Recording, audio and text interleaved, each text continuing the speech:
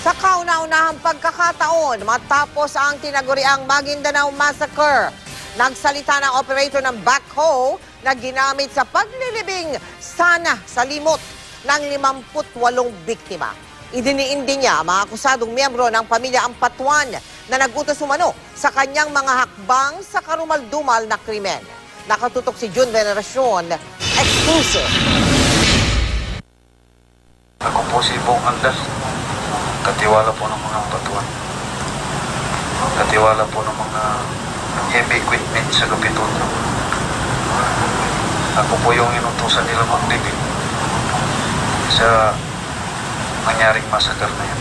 Si Bong Andal ang operator ng backhoe na sinasabing ginamit para ilibing ang mga sasakyan at 58 biktima ng Maguindanao Massacre. Sa isang sinumpaang salaysay, ikinuwento ni Andal ang lahat ng umano'y alam niya tungkol sa karumal-dumal na massacre.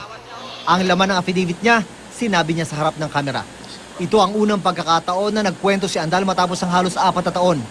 Dahil hindi nakapag-aral kahit sa elementarya, thumb mark na lang ang iniligay ni Andal sa kanyang sinumpaang salaysay. Kwento ni Andal, matapos imasakar ng 58 biktima, nag-umpisa agad ang trabaho niya. Gamit ang backhoe, inuna raw niyang ibinaon ang mga sasakyan na gamit ng mga biktima. Nung nasa hukay na ang mga sasakyan, pinipit-pit niya ito gamit ang bakal na kamay ng backhoe. Kapag may katawan ng biktima naman sa loob ng sasakyan, pikit mata na lang daw niyang ginagawa ang pagpitpit sa sasakyan. Surod niyang ibinaon ang ilang katawang nakahilera. Kinaladkad daw niya ang mga katawan gamit ang kamay na bakal ng backhoe. Pero hindi natapos ang umano'y inutos sa kanya dahil may dumating na helicopter kaya nagtakbuhan na silang mga naiwan sa massacre site. Nagtago na siya mula noon. Sinabi rin ng mga Ampatuan sa akin, pati sa mga magulang ko, na huwag ako magpahuli. Kung mahuli ako, ay ipapatay nila lahat yung mga magulang ko. Pati ng mga kapatid ko, pati mga anak ko. Bago raw naganap ang massacre noong November 23, pinatawag daw siya ni Andal Ampatuan Sr. at tinanong sa lokal na salita kung nasa kondisyon ba at puno ba ng krudo ang backhoe. At nung araw na nga ng November 23 bandang umaga, inutusan na raw siya ni Andal Sr. na dalhin ang backhoe sa massacre site. Si Dato Unsay Andal Ampatuan Jr. daw ang nag-utos sa kanya na ilibing ang mga biktima pati na ang mga sasakyan nila.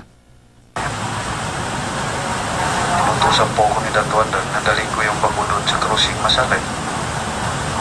Tapos maya-maya, tumawag din sa akin si Dato Unsay. At kasalubong kami doon sa pinangyarihan ng massacre. Tapos pagdating ko doon, nakita ko na yung mga patay. Nandoon din sila doon sa inyo. Nakatanggap din daw siya ng tawag mula kay dating ARMM Governor Zaldi Ampatuan. So maya-maya naman, tinawagan ako ni Dato Saudi, Dato Puti, na palalimin ko yung kanal. Yung hukay. Nasa kustodiya na ngayon ng PNP si Bong Andal, makarang mahuli noong November 24, 2012. Sa dokumentong may petsang November 29, 2012, nakasaad na si Bong Andal ay provisionally covered sa ilalim ng Witness Protection Program ng pamahalaan. Pero sabi ni Andal, mukhang napabayaan na siya ngayon ng pamahalaan. Simula nung napasok ako dito, wala po ako natatanggap na tulong ng gobyerno sa akin. Ayon kay Justice Secretary Laila De Lima, may dahilan kung bakit hindi pa fully covered ng Witness Protection Program si Andal. Pinag-aaralan pa raw ang bigat ng testimonya ni Andal sa ngayon.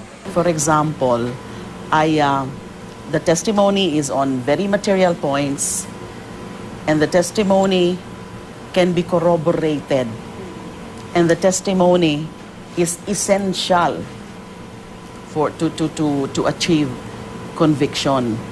Na hindi na lang siya corroborative, hindi lahat na gustong maging state witness ay pwedeng pagbigyan as a state witness. He or she should not appear to be the most guilty. Diba? But the law, remember, does not say the least guilty. June Veneracion, Nakatutok, 24 Oras.